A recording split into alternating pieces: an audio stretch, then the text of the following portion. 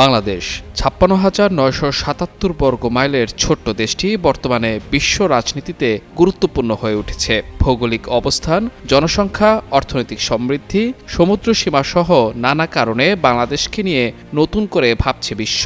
সম্প্রতি গণ-অভ্যুত্থানের রাজনৈতিক প্রেক্ষাপট বদলানোর পর আলোচনার কেন্দ্রবিন্দুতে দক্ষিণ এশিয়ার দেশটি। চীন এবং ভারতের মতো দুই পরাশক্তি প্রতিবেশী হিসেবে থাকায় বাংলাদেশের রাজনীতির প্রতি বিশেষ নজর রাখে পশ্চিমারা। তবে বরাবরই পার্শ্ববর্তী দেশ ভারত বাংলাদেশে তাদের প্রভাব খাটানোর চেষ্টা করে আসছে। আওয়ামী সরকার পতনের পর তাদের সেই প্রভাব বিস্তারে কিছুটা ভাটা পড়েছে। পলাতক শেখ হাসিনাকে ফেরত পাঠানো নিয়ে দুই দেশের সম্পর্ক আগের যে কোনো সময়ের চেয়ে মুখোমুখি।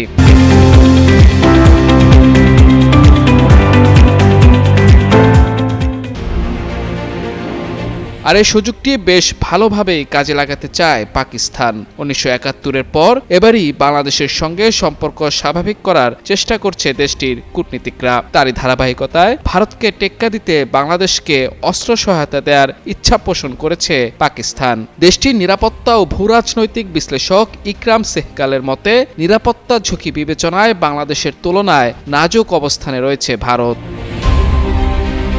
পাকিস্তানের এই নিরাপত্তা বিশ্লেষক বাংলাদেশকে সার্বিক সহযোগিতার আশ্বাসের কথা জানিয়ে বলেন, সামরিক সক্ষমতা অর্জনসহ বাংলাদেশের চাহিদা অনুযায়ী যে কোনো সহযোগিতা দিতে প্রস্তুত রয়েছে পাকিস্তান।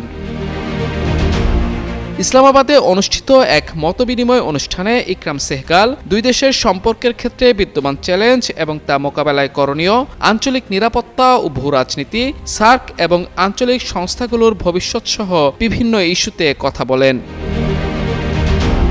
বাংলাদেশকে প্রয়োজনীয় সামরিক সহযোগিতার আশ্বাস দিয়ে এই নিরাপত্তা বিশ্লেষক বলেন, দুদেশের সামরিক ক্ষেত্রে সহযোগিতা অত্যন্ত গুরুত্বপূর্ণ। তিনি বলেন, নিরাপত্তা ইস্যুতে ভারতকে বাংলাদেশের ভয় পাওয়ার কোনো কারণ নেই। সামরিক সক্ষমতা বাড়ালে বাংলাদেশের দিকে তাকানোর আগে ভারত অন্তত দুবার বিবেচনা করবে। এ সময় বাংলাদেশের ডেটাবেস সুরক্ষা নিশ্চিত করার পাশাপাশি ডেটাবেস সিস্টেমের আধুনিকায়নে প্রয়োজনীয় কারিগরি সহযোগিতা দিতে পাকিস্তান প্রস্তুত রয়েছে বলেও জানান এ নিরাপত্তা বিশ্লেষক।